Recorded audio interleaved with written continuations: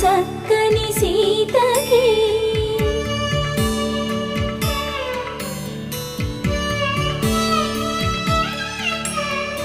ఎర్ర జాబిలి చేయి